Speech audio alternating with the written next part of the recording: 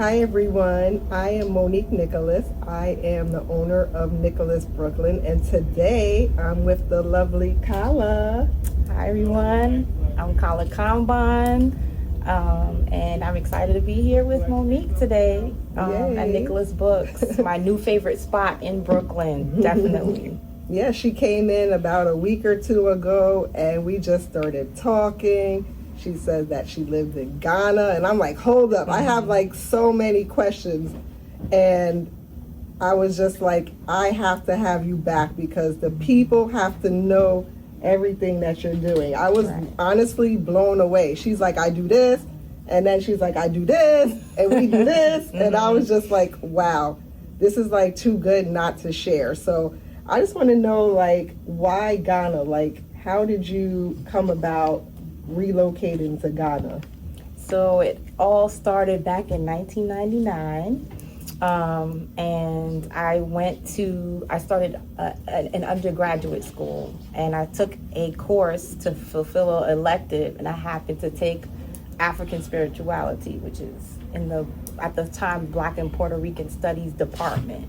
So at that time, I didn't even know who the teacher was, but I knew I needed to take a class, so I decided to take that one, and I ended up meeting Dr. Marimba Ani, who is the author of this book that I just found here, or my sister actually found here, Yurugu. She's also the author of Let the Circle Be Unbroken, two really wonderful books. Dr. Marimba Ani studied under Dr. John Henrik Clarke, who is a huge, well-known historian, ancestor in our community. So she was his understudy, and from her I ended up going to Hunter, learning from her, and studying African studies because of her, and majoring in it. And I went to Ghana with her in 1999, as well as Dr. Wade Nobles and Dr. Naeem Akbar, and I stayed for 2 weeks.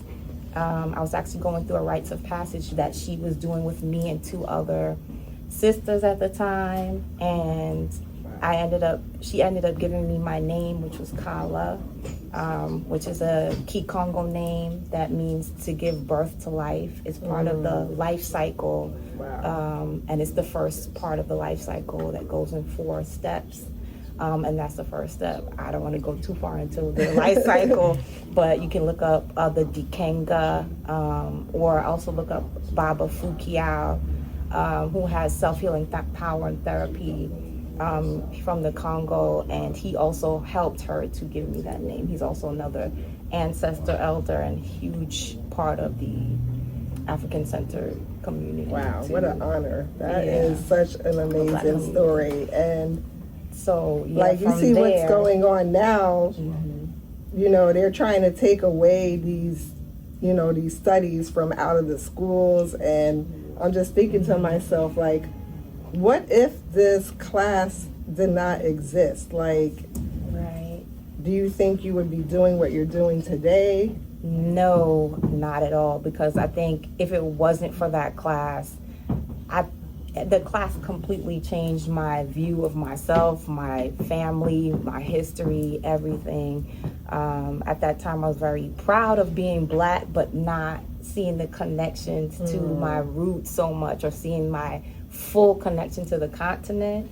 And it wasn't until I took that class with her that I really got involved and very just fully involved in being connected to my roots and connected to where I came from.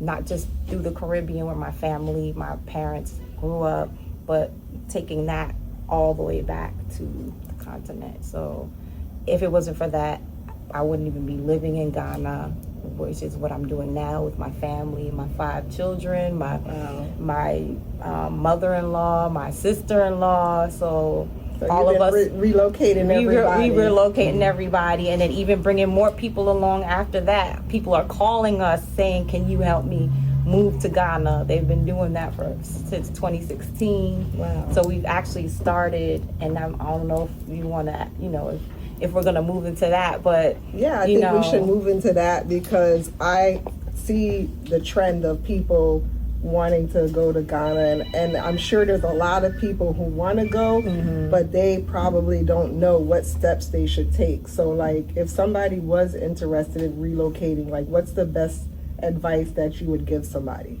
My best advice for relocating is to make sure you connect to people and a community that will help support the move, because Ghana is a place that's very much focused on who you know and having connections to people, having connections to community.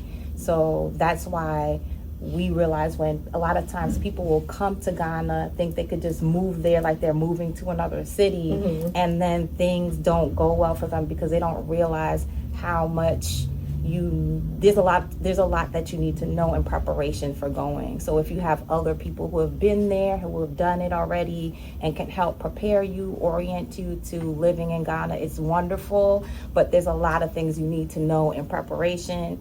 And I highly suggest that you know, if you're moving to Ghana, you know someone who already has done it to help you make that transition smooth. Otherwise, or they can reach out to you. That's what I'm saying. That's what it sounded like. Yes, you can reach out to us. We do have a website where you get more information about that, which is repatriatetogana.com. Can you just spell that out for the people, because you know they'll be like, what? It's RAPATION. Wait, sorry. Repatriate. Let me write it down first.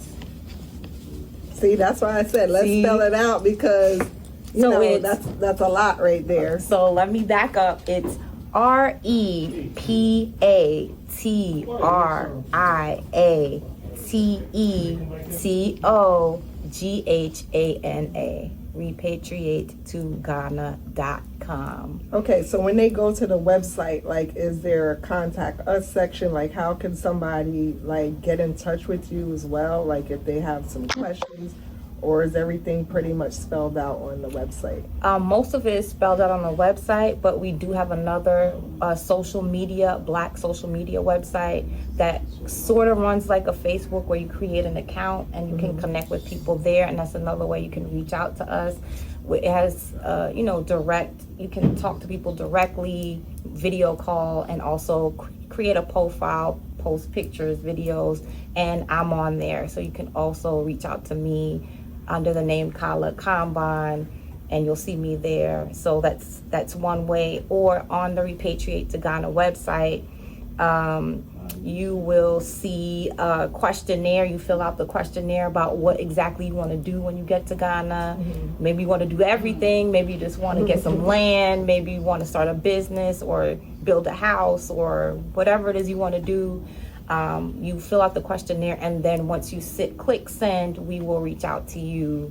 Your information will be included in that questionnaire. So and I know that they were giving out like citizenship to Americans that wanted to come and move. Like, is that still going on? Or yes, that is still going on, but you have to be connected to, you have to have certain kind of connections to be put on the list for that. There's like a list, and we also provide that service. Wow. My husband is very closely connected to the government in Ghana, so they actually call him and ask him who they should put on the list. Wow. So we've definitely gotten a lot of people their citizenship in the past 3 times that they've done it, with the last one being the President General of the UNIA here in Queens, who helps to run The Rock, which is a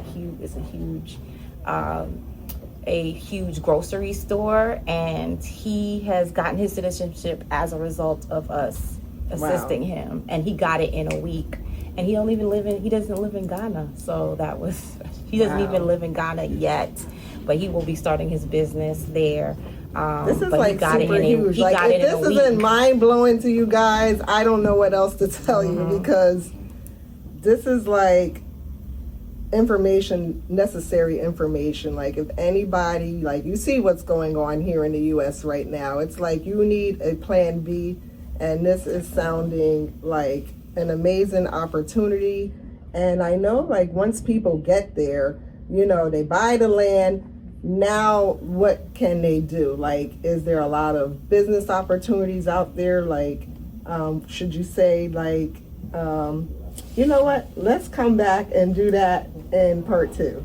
Okay.